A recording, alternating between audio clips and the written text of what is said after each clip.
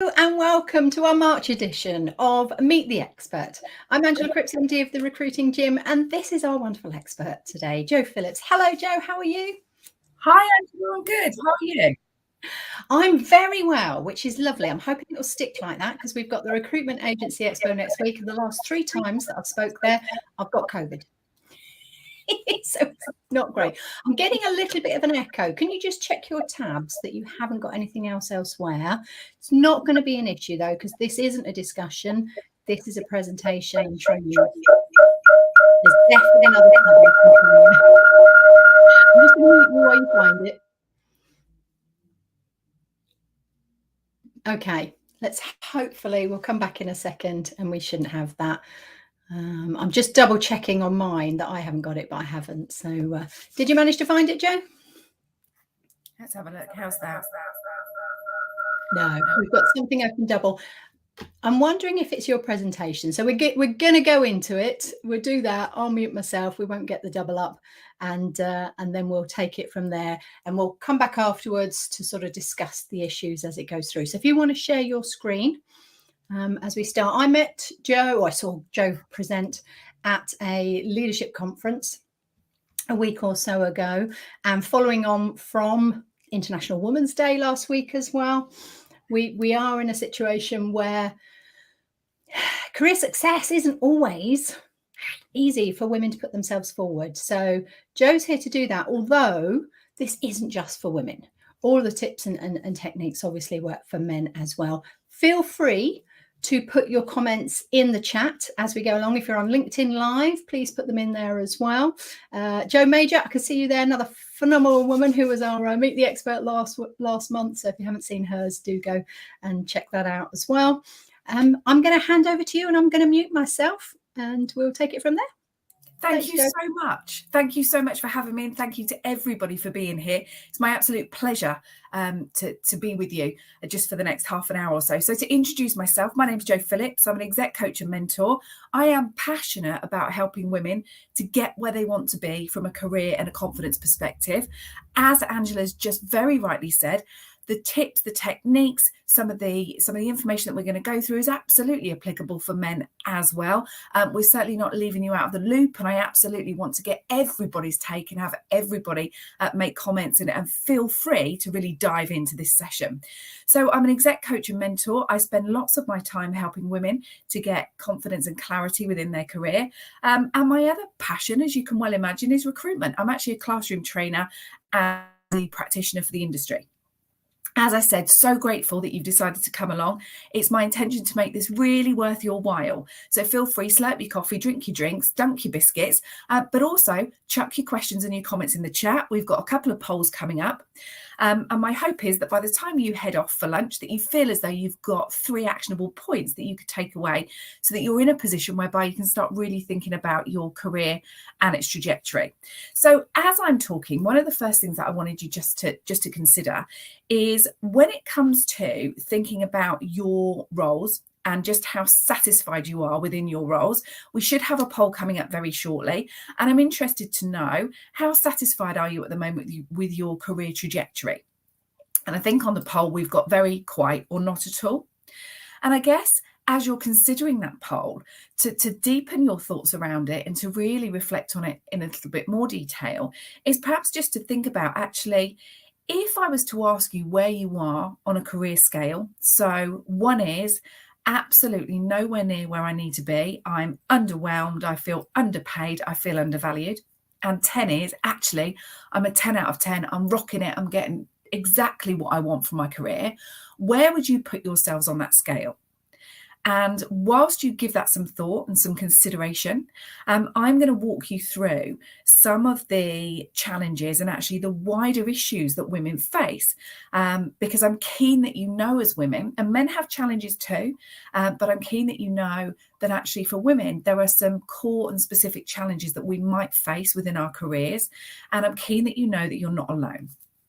And so I guess the first place that I wanted for us to start is really just to think, you know what? Actually, as a society as a whole, we really don't value women as we should. You know, all is not equal. In fact, we know that we've had, and Angela referred to International Women's Day last week. International Women's Day has been present as a movement from a societal perspective for the last over 100 years. But actually, what we see is that International Women's Day, even when we bring the real focus and the spotlight to women, it isn't actually making much of a difference in terms of how quickly and how easily women can progress within their careers. And I think, what we know is that women really should be given the same stage, the same spotlight, the same opportunities to make headway as men. But actually what we know is that society views careers a little bit like a birthday cake, I would say, in as much as if I share it, then there's not going to be as much left for me at the end of the day. And I guess one of the things that we need to consider is that because we're in the position and we're in a place whereby quite often we find that there are some individuals, mainly men, who are used to really receiving this preferential treatment. And because they receive preferential treatment, and what I mean by preferential treatment is that they are in a position whereby perhaps they expect to have a seat at the top table, perhaps they expect to be a CEO, perhaps they expect to be in a position whereby they're going to be promoted. What can happen as a society is that it can be that some individuals are so accustomed to this privilege that actually when they have to share, when they have to allow other people a seat at the table, that actually what can happen is that equality can feel a bit like oppression. Now, I should mention again at this point that I don't have any issues with men. I'm not, this isn't about the one individual man. This is just about a societal issue. And I guess if we think about, as far as society goes, that what men don't need to do is feel as though they're giving away their seat. In fact, what we know is that the studies tell us that it's something like another 138 years before we will see equity in the process for promotions and before we will see women have the same rights and the same chances as men.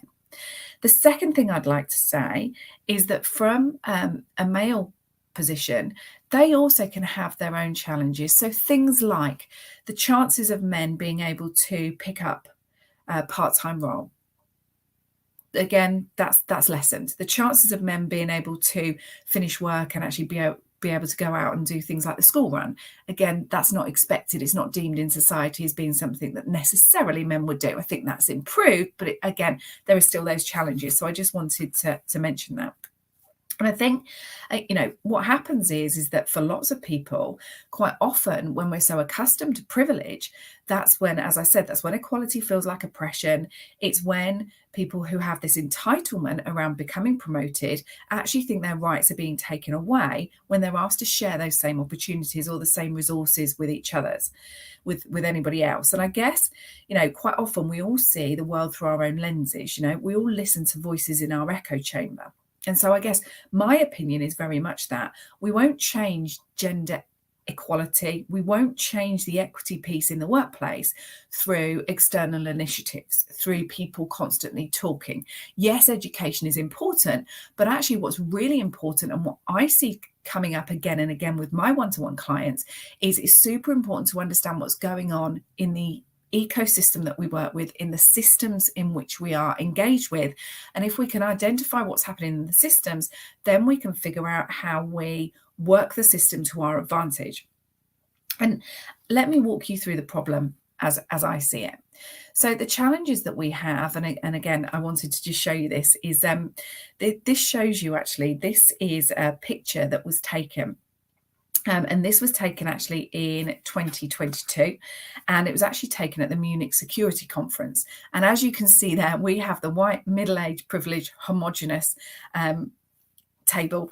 And what's really interesting here is I think when we walk into lots of boardrooms, our boardrooms may look a lot like this.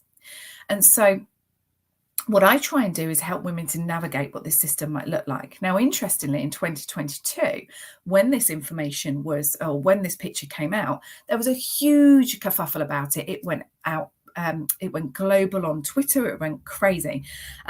And interestingly, what the Munich Security Conference PR came back and said is that actually we did have women there. It's just that they were speakers, and actually the women speakers represented 45% of those who were attending. And of course, when you sit back and you think about that, actually what that means is that if 45% of those people were speakers and they were attending, it means they didn't have a seat at the table. And if you don't have a seat at the table, you don't have a voice, and therefore you can't make change. And so I guess, again, I just wanted to highlight that from a systemic perspective, this is something that we see very often. I also wanted to show you what the female quotient came up with. And as you can see on the right-hand side of my screen, doesn't that look better? You can see that we've got a much more diverse boardroom. You can see that we've got people from lots of different backgrounds. You can see that we're in a position whereby we've got a much better diversity split. And of course, that would be ideal. Actually, that's just a very nice piece of clip art or people making changes to that particular picture. It isn't actually anything to do with the global kerfuffle that went alongside some of the comments around that security conference. And so what we know is that it's really important that women actually have a seat at the table. And it's really important from a business perspective that we make sure that women can rise to the top. And actually, according to a report by Catalyst, businesses with the most females had, on average, a 42% greater return on sales, 53% better return on equity, and a 66% greater return on invested capital. But as I said, we still, as a society, we still see this as a slice of pizza, and very few organisations actually want to put the hard yards into making sure that we see the changes. Now, it's arguable also that by women having the top roles, we're much more likely to attract talent, because the next generation of females are going to become inspired. They will have these role models. They're going to feel much more confident to try. And actually, the best way that I can put this, and the best way that I can put this across, is it's really interesting that, as we know, men will apply for a role when they think that they hit 60% of the bullet point criteria within an advert, and women are much less likely to. They're much more likely to only apply if they see that they can hit 100% of that bullet point criteria. And I'm just interested to know from those who are listening, if you would just put in the chat or in the comments, is this something that you've seen maybe in your candidate pools? Is this something that you recognise? You know, have you been in a position whereby you haven't applied for a role, be it promotion or externally, because you haven't felt that you've hit 100% of the bullet point criteria? So I'd be really interested to know. You can chuck it in the chat, or you can put it on LinkedIn, but be really interesting to know what your thoughts are around that application piece.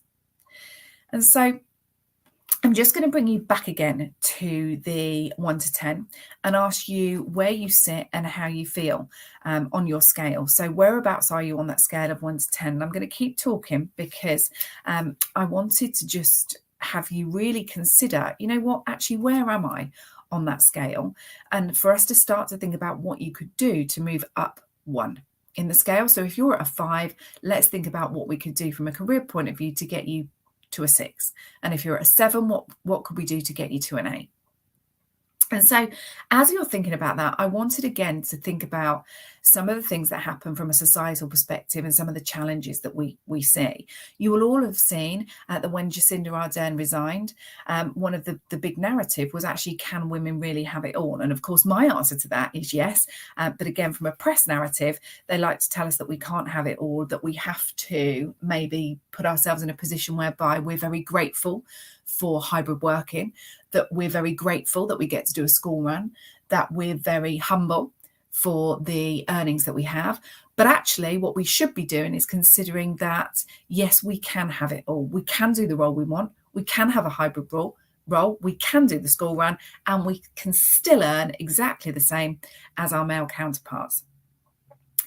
So I wanted to just highlight the Jacinda narrative, but I also wanted to talk about other areas of the world. You know, again, from a systemic perspective, if you're based in Saudi, do you know there's still things that Saudi women can't do? So whilst, yes, they have been able to vote and have been able to vote since 2015, so still a very, very recent thing, 5 things Saudi women can't do. They can't open a bank account.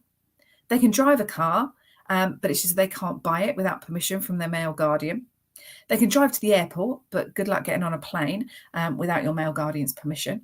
And interestingly, if you want to get married, that's absolutely fine, but you just need permission from your male guardian, and that could be your 5-year-old little brother. And if that marriage happens to end badly, then you still need permission to divorce from your husband. So why am I talking about Saudi when we live nowhere near there? I just want to highlight to you that the challenges that you're having in your career, some of the glass ceilings that you might be experiencing, some of the issues that you might have are not down to you.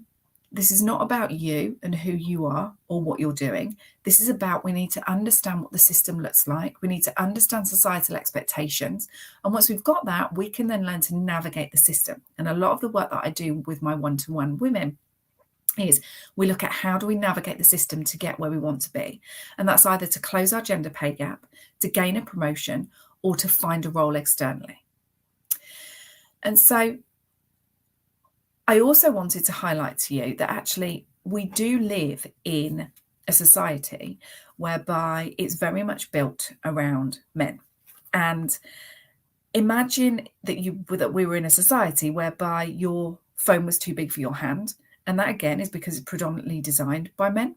And that's because of lack of a female. That's because of lack of female entry and underrepresented groups in STEM.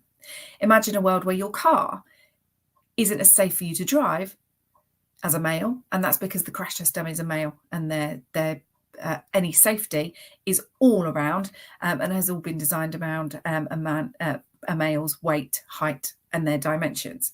And then also imagine a world whereby any drugs that are prescribed are likely to have been prescribed on the basis that actually any of the medications are predominantly tested on men, and therefore it's assumed that the only difference between a male and a female's body is their reproductive organs, and it's assumed that the only other difference is maybe height and weight. But actually, that's the world that we live in. And so what I wanted to do is also highlight to you, and again, we are coming back to these career points, and I have got these 3 takeaways. I'd just like to highlight some of the systemic issues, mainly so that you're aware this isn't a you thing. This is a societal thing. What's really interesting, and I have lots of people comment and have thoughts on this, so again, you can give me your thoughts. In terms of the FTSE 100, you're much more likely to be called Stephen or Steve than you are likely to be a woman. And you're equally likely to be called Dave, with 6 Daves running the UK's largest companies. And in fact, we do have some good news, and that is that as of last year, in the top 100 companies, the top FTSE 100, interestingly, there are now 8 female CEOs as opposed to 7 last year. And I think it's interesting that although that's a 17% rise, it's interesting that the press and any of the narratives can tell us, yes, it's a 17% rise. But actually, when you look at the numbers, when you look at the data, it's just one more person. So moving on to, and again, you can see there I've just highlighted the number of women that are CEOs within the top 100. So I wanted to talk about some techniques and some tips for you to be able to take away from our session. And the first place I wanted to go was to look at career success as a whole. And actually for women, career success is, and 100% of career success is made up of 3 different areas. It's made up across our performance, so our day-to-day performance and what we bring to the business. It's made up of our image. So what do other people say about us when we're not in the room? What's our value proposition? What's the narrative that's used around us? And it's made up of our network. It's made up of the people who can open doors for us, the people who are our sponsors. It's made up of the amount of people that we have gathered traction with and that we know. And so I'm interested to know, when you think about those 3 different criteria, they all add up to 100%. But I'm really interested to know what you would think the percentages are. So again, I think Charlotte's going to put maybe in the chat, or perhaps there's a poll that should have come up that should be asking you what the breakdown is and what the percentage split is across those 3. So across performance, image, and network. We have the poll there, so yeah, please vote on which one you think will be the highest, and then maybe put in the chat what percentage you think that highest one will be. Fab, thank you. So I will give that just a second or so for you to have a think about. What's What's interesting quite often is what comes back from these polls. So I will carry on just in the interest of time. But what's interesting is that, in fact, and I don't know, Angela, have the polls come up? Have we got any feedback just yet? At the moment, people are saying image is the most and performance second, none for networking. Okay, interesting. Thank you for that. So what we know is that actually performance is only responsible for 10% of your career success. Now, I will just say that means that let's think about performance as being a given, right? So if we just imagine that 18 months into a role, performance is a given. Now, the challenge that we have is that as women, we generally spend somewhere between 80 to 90% of our working day in performance, right? So we spend our time getting on and doing. But actually, performance is only responsible for 10% of our career success. Interestingly, image, perception, what other people think about you when you're not in the room, is responsible for 30% of your career success. So 30% of your career success is about your image, is about what other people say about you when you're not in the room, is about setting the narrative of your value proposition. And oftentimes as women, we find talking about our careers and we find talking about our achievements actually really uncomfortable. We actually find it something that is the last thing that we want to do. And what we want what we want to see happen is we want to see our achievements speak for themselves. But actually 30% of your career success is about what other people say about you when you're not in the room. And if it's not you that's setting the narrative, then it's likely to be your plus one. And that then relies on one person setting a narrative for us and making sure that the narrative is correct. So that also relies on any politics. That relies on them being our ambassador. That relies on them not wanting that opportunity. So that's quite a risky strategy if we're not used to self-promoting. So one of the things we're going to talk about very shortly is how do we do that? And actually then networking, I'm sure you've all figured out now in terms of percentages, your network, your reach, 60% of your career success is now down to your network. It's down to who you know. And actually, interestingly, what we also know from a statistical perspective is that your networks are likely to be the place that you will find and land your next, opportunity. But what we also know is that it's likely to be somebody who's much further removed from you as a contact, who is much more likely to be able to get you that next opportunity. It's unlikely to be the 5 people that you spend most of your time with. So one of the things you might want to do after this session is consider, well, who are 5 people I spend most of my time with? And actually, how effective are they? How helpful are they for my career success? How much of an impact can they have for me on my career success? Because what's much more likely is that you need to find another 5 people who are further removed, who can then help you to gain traction and for you to become much more known. So 10% of your career success is based around performance. It's around what you do, what you bring to the table. But again, that's a given. 30% is about image perception, your reputation, your brand, if you like, your presence. But 60% is about who knows you and who's going to open some doors for you. So can I just ask you, and again, you can put it in the chat or you can feel free to comment. How do you feel about talking about your own success and your achievements? And I will just ask you a closed question, and that is just to say, do you feel like it's boasting? So you can feel free to put a yes or a no in the chat. Oftentimes, women are challenged to talk about their own achievements. And quite often, we are in a position whereby we feel like if we do talk about our own achievements, it's boasting.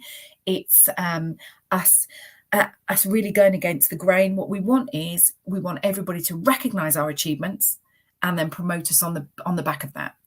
And the challenge is, of course, that unless we're talking about our achievements, it's unlikely that anybody else is. So one of my takeaways for you is for you to consider when it comes to each week, what I would consider doing, and I do this, so anybody who knows me knows that I've got a really sweet tooth and I'm forever on a diet, but on a Friday I have a cup of coffee and a slice of cake, and I will make a note of what have my achievements been that week? What have I done that week that's gone well? And that means that across the course of a month, I've got 4 achievements. Across the course of a quarter, I've got 12. You can do the maths. Across 6 months, I've got 26. And across the course of the year, when I hit my 1-to-1, I've now got 52 achievements. And so what I then do is I then put my achievements into a star story. Now, as recruiters, we all know how to use a star story, right? We've prepped thousands of candidates for interview using star stories, using situation, task, action, result.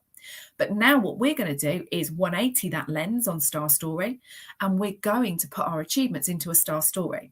And I don't know about you, but I don't remember what I did last week because that was last week. So it's so important to get the detail into these stories, and it's so important to do it there and then each week.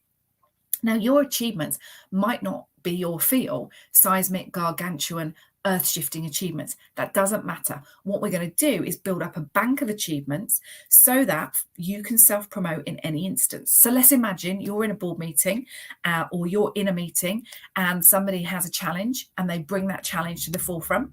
Well, what you can do is you can self-promote without feeling like you're boasting by saying, actually, do you know, we were in that situation 3 or so months ago, and what the situation involved. So you then recount the situation. And the task that actually we had in front of us was to do, and you then get to recount the task.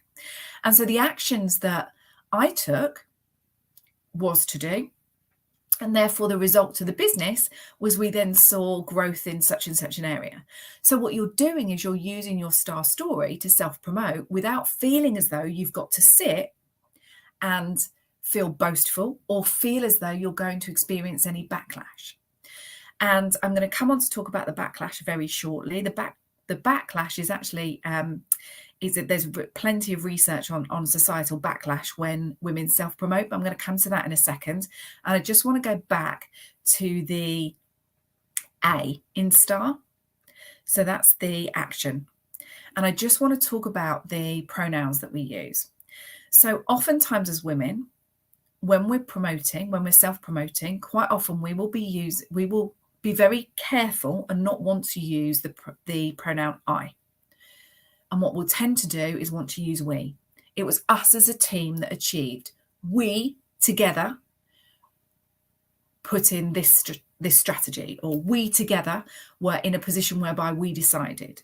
And what I would ask you to do, of course, no one person can do anything. There isn't an entrepreneur, there isn't an example of anybody in the world that manages to do anything just as one individual. We all have an input. However, what I want you to be aware of is just leveling up those 2 pronouns. So by all means, use the we, because probably we as a team did execute a strategy, but actually it might well have been you that identified the strategy through the data.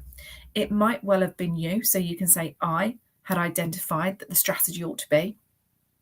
I came up with the solution, and as a team, we executed.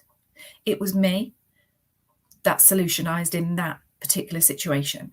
So just be aware and level up your pronouns so that what's happening is that from a reputation perspective, people are hearing that you have where your value proposition sits and lands. Moving on to, I just wanted to make that clear. So use your star, but in the A, level up between the I and the we. So star's really important. Once a week, make a note of your achievements and then be in a position whereby you can talk about them, not just at your one-to-ones, not just in a position whereby, I'm sure if you're anything like me and in terms of how I used to operate, I would get to my one-to-one and then sit and scratch my head and think, actually, what have I done in the last year? I mean, I know I've built, but what have I done? But it's so important that you've got a narrative, that you've got a bank of what you've done. I did just want to touch on the societal backlash piece. And interestingly, if you've ever experienced a backlash, this will be whereby you've finally got the confidence and the courage to self-promote. You've done so and somebody's talked over you, somebody's interrupted you, or somebody's trumped you. Somebody's come in with, well, I've done better. So if you experience the backlash, I just want you to know this isn't you. This is a societal narrative. This is a societal experience that lots of women will have. And one of the ways to counter the backlash is to do one of two things. The first is just to know it's there, it might come. But the second is to find yourself a sponsor, find yourself some support. If you know that you're about to go into a meeting and you're going to self-promote, you're going to talk about your achievements, go for it. Definitely talk about your achievements, and just tap somebody on the shoulder on the way in to say, listen, if I get interrupted, could you just highlight to that person that they've interrupted me? And have them help me just to finish my sentence. Because what will happen is you'll then see people becoming much more used to you talking about what you do and what you bring to the table. And actually using STAR, they're going to learn from it. They're going to be in a position whereby they can think, actually, I really could use that strategy, or I really could use that method or that process that you had come up with and that you had talked about during STAR. So you may still well be considering your 1 to 10. So when it comes to the 1 to 10, I just wanted you to think about, where are you? If you're at a 6, how could you get to a 7? And that might be that you need to consider some more self-promotion. I also wanted you to think about sponsorship and how we gain sponsorship, and also our network. But just before we do that, one of the other thoughts that you might want to be having around your career is whether or not you're learning or you're earning. So, of course, utopia is that we are learning as well as earning well. But sometimes what we find is that we might be on quite a steep learning curve, or quite a steep curve for 18 months or so. And you might be really, really learning, and you then get to a point where you're earning. Well, just really think about, actually, in the last 6 months, how much have I learned in my career? How much have I got out of my career from a learning point of view?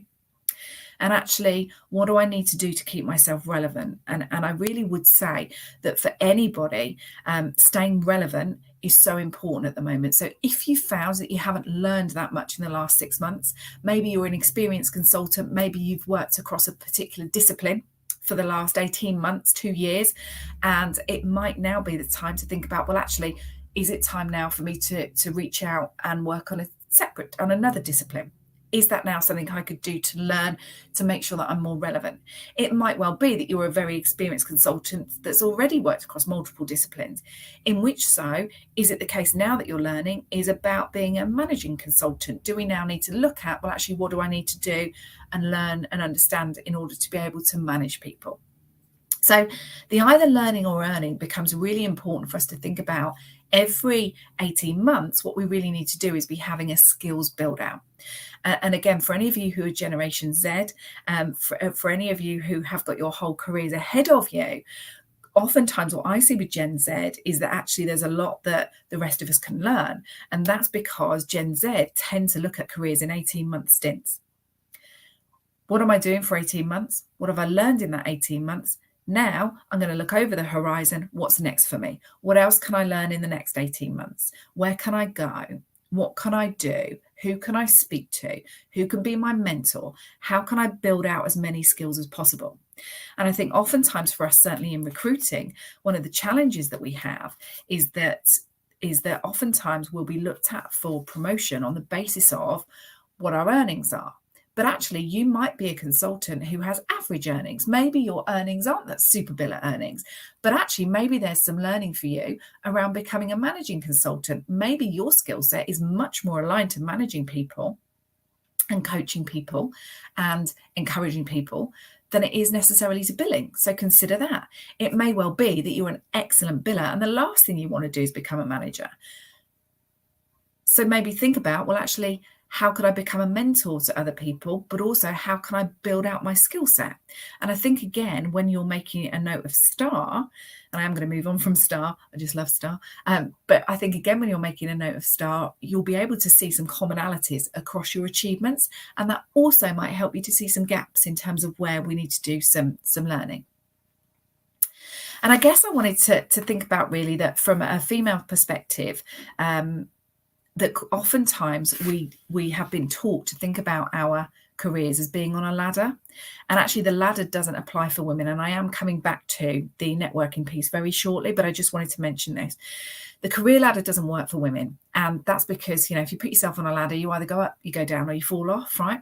But actually the thing is that men can oftentimes use the ladder And that's because they're less likely to have commitments from a family perspective. They're less likely to be the individuals who are doing the unpaid caring work. I think women do something like 3.7 hours a day. Men are likely to do 90 minutes. And I guess I know I'm generalising. So if there's men the other end of the call, I'm generalising. This is just, these are just stats. But what's interesting is that oftentimes women try and emulate the same career ladder as their male counterpart.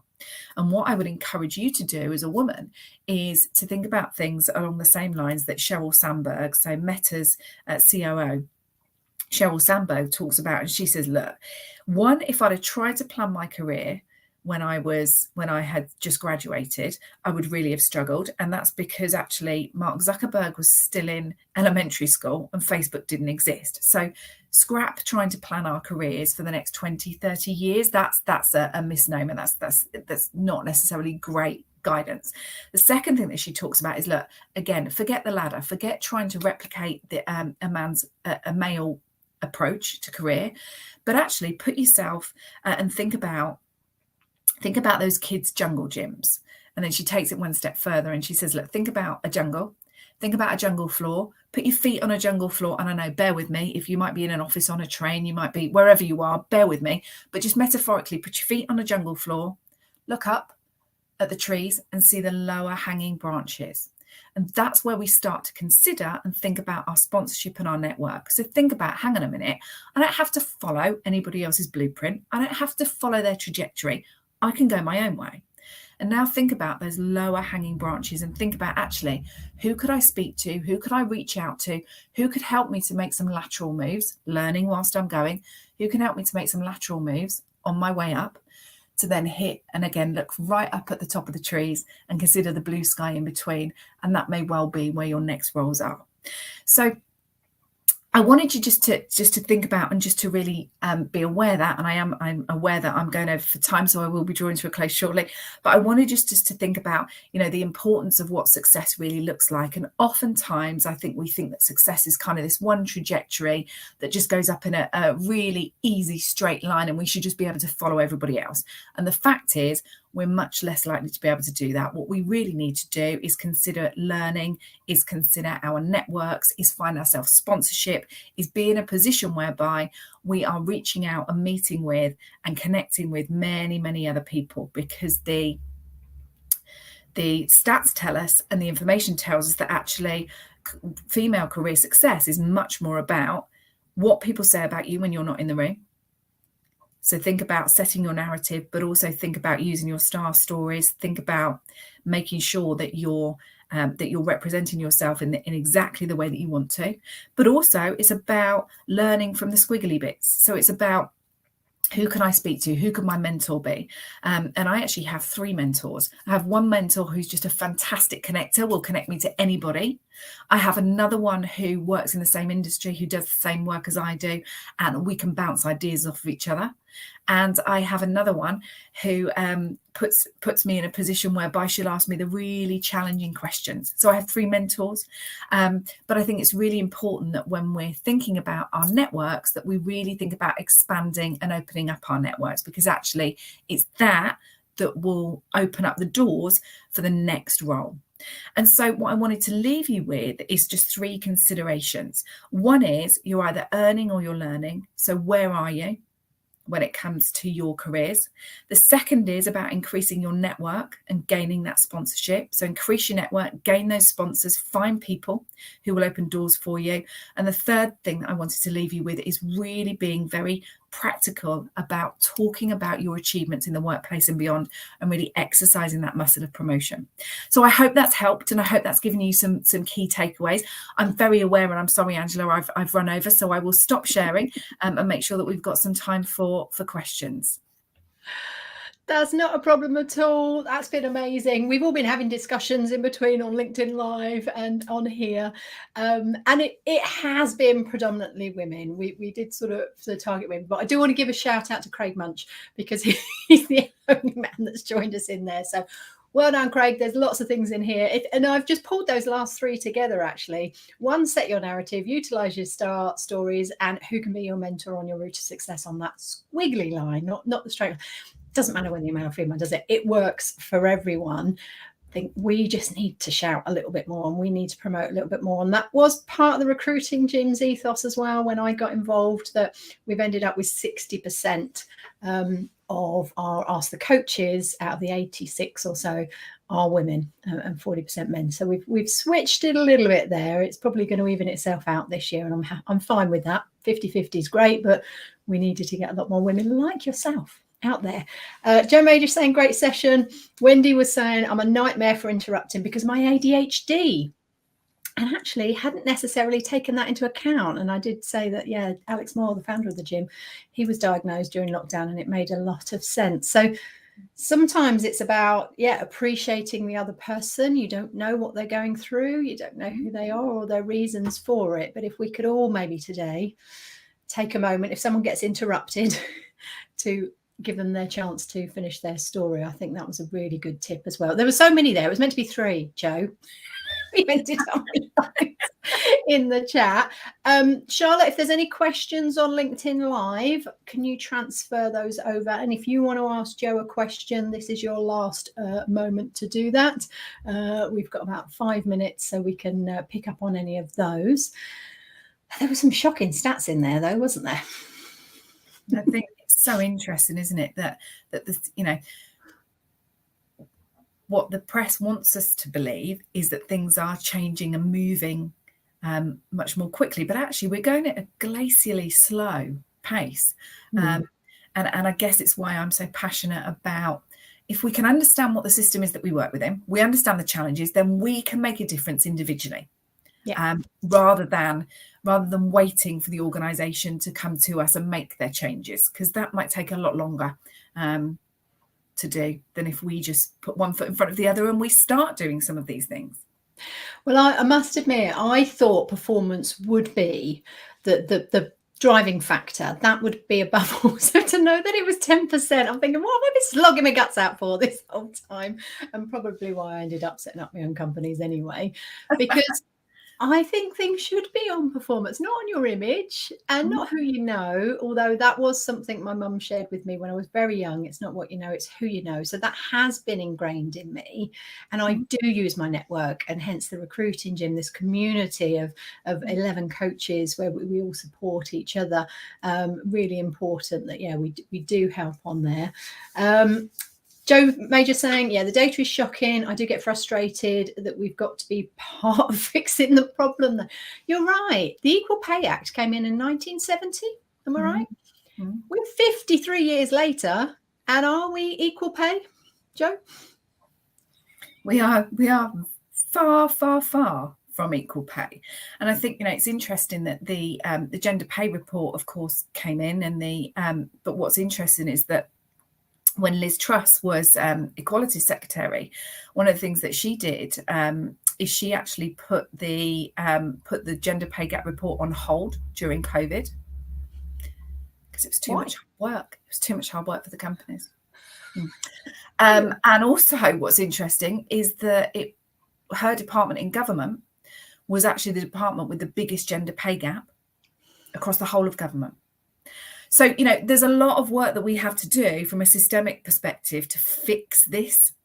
And I think it's really important. Again, my other tip is that actually when women go for interview, if you're asked what you're currently earning, please say it has no relevance to the next role. Yeah. My skills, my abilities, my willingness to join the culture and get involved, all of that's relevant. If I can do the job well, then it's what the current market rate is. Absolutely. That's something as a recruiter I would have struggled with, because it was all around, right, where are you now? Where do you want to be? Let's base it on that. And you are spot on. It's irrelevant. It's irrelevant to the next role. And I can see Charlotte's got a question. Where can I find more information on the gender pay gap? So there's a couple of ways you can do it. So you can look at individual organisations' gender pay gap reports. They have to legally run a report if they have more than 250 employees. Now, again, that might mean that they're a recruitment agency. They might only have 10 headcount full-time employees, but because they're running payroll for temps, that again counts. They still have to have a gender pay gap report. So you can look at that. And then if you want more information around gender pay as a whole, then there's lots of different places that you can go to kind of access that. You can just chuck it into Google and you can say, great, tell me more about the differences between pay, and you'll find all sorts of different reports. But I would be very careful as to where the data has come from, and I would just be reading that with another lens, and that's a systemic lens as you look at it. The challenge with those gender pay gap reports is that they give us means, medians and averages. What they really mean is very difficult to figure out where we are in terms of pounds and pence difference. But something I'm sure that lots of people saw last week on Twitter on International Women's Day was the gender pay gap bot. Did you see that? That was great. Yes, because there were so many companies tweeting, weren't they? And then literally people were looking at their equality and they were deleting them. They were like, oops. Yeah, quite. Yeah, absolutely. Yeah, that was probably the best thing on Twitter that day. You know, I had a great time watching that. It was you would see them come up and yes, you know, we really represent women and da-da-da, and then it come up, 39% gender pay gap, poof, deleted. That's horrendous, isn't it? And that was a stat that stuck with me, that women work till, on average, overall, to October the 18th and don't get paid for the rest of the year in comparison to a man doing the same job. So we're giving 6 weeks for free. It's not great, is it? So thank you so much for all of that. Charlotte, we'll do a bit more research. We'll grab those links if Joe's got some as well that we can share. This goes into the course. There are 29 of these sessions, one a month, that we've done them for 29 months, where we bring you an expert on a topic, half an hour of free delivery for you to learn more. And then any of the resources and the links goes into the course in the Recruiting Gym. It's free. We offer 7 free courses. This is one of them. So click on the green button if you've not joined us yet. Sign up for the one course. We'll allocate the others to you. And there you can work through, and there's over 200 sessions. Actually, there's probably more than that now. It's probably getting on for 300 of everything and anything to do with recruitment, agency and in-house. So we're here to support, we're here to help, and if you want to buy something while you're there, that's fantastic as well. We'll take that. Wonderful. Okay, thank you everyone for joining us. 1 minute over, that's fine, we can do with that. Joe, we're going to be making an announcement next week, big announcement, so look out for that with regards to Joe, and we look forward to working with you more in the future and having you on our webinars, because you are a great advocate for the business. Really helpful to get your views and your points on this as well. Oh, thank you so much for having me. Our pleasure. Thanks everyone. See you again soon. Bye-bye.